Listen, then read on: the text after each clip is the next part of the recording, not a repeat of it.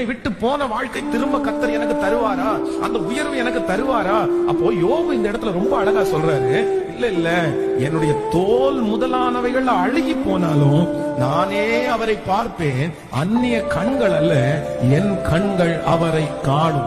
சூழ்நிலைகள் சாதகம் இல்லாமல் போகலாம், உங்கள் சரீரங்களிலே பலவீனங்கள் வரலாம், நீங்கள் இழந்த காரியத்தை திரும்ப பெற்றுக் கொள்வதற்கு வழியே இல்லாமல் இருக்கலாம். அதற்காக எத்தனை வருடம் உழைப்பது, எத்தனை நாட்கள் ஓடுவது, இப்படிப்பட்ட எண்ணங்கள் எல்லாம் இருக்கலாம். ஆனா ஆண்டவர் வாக்கு கொடுக்கிறார், மகனே மகளே, நீ ஒரு நம்பிக்கையை இழக்காத.